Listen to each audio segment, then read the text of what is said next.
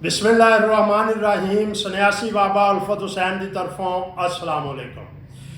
कई दोस्त तिला ला ला के पाकिस्तानी थक चुके ने कि नफ्स मोटा नहीं होंदा, लंबा नहीं होंदा। अज एक ऐसा गिफ्ट ऐसा तोहफा है तुहानू दे रहे हैं, लेकिन जर्मन का एक दोस्त ने मेरे को मैडिसन मंगाई सी, इस्तेमाल की थी। उन्हें मैंने फोन किया कि बाबा जी तुसी मैनू गिफ्ट किया, मैं तुहानू एक गिफ्ट कर रहा जिहड़ा कि अंग्रेज लाउंदे ने, नफ्स मोटे लंबे टैट रहिंदे ने। उन्हें की दिता गिफ्ट, ये लार्गो करीम। लार्गो करीम जिहड़ी है, लेकिन ये जर्मन की है, तुसी जर्मन की लैनी है।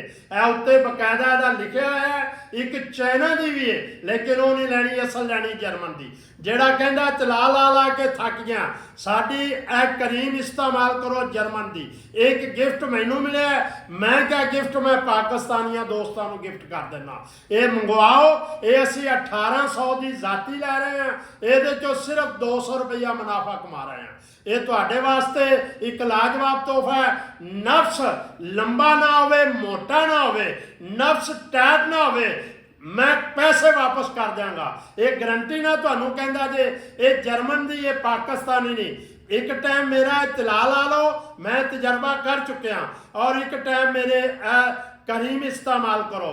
इंशाल्लाह नफ्स जिहड़ा 6 इंच का 9 इंच का हो जाएगा, जोड़ा 4 इंच का वो जनाब 8 इंच का हो जाएगा।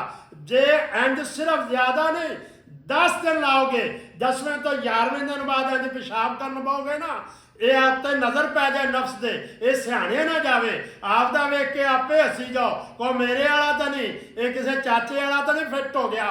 फिर मन्नी लार्गो करीम का कमाल है, यह तिला का कमाल है। और यार ये जिंदगी की भुल समझ के एक बारी जरूर मंगवाओ, एक दफा जरूर अजमाओ। जे बाबे नू याद ना करो तो फिर क्या जे कि वाकया बाबे ने गिफ्ट दिता, तोहफा दिता है। मैं तुहानू दस्सिया जर्मन चो मेरा दोस्त है, उन्होंने दवाई भेजी है, अल्लाह ने उन्हें शफा दी, उन्हें मैनू एक गिफ्ट दिता है। बाकी दुआवां च याद रखो, लैफ करा करो। बाकी यह मेरा नंबर चल रहा है, और मेरा कोई नंबर नहीं, सिर्फ 3 नंबर ने। कई बंदे तुहाडे नाल धोखा कर रहे हैं, धोखे च नहीं आना। अगली वीडियो तक इजाजत दो, अल्लाह हाफिज़।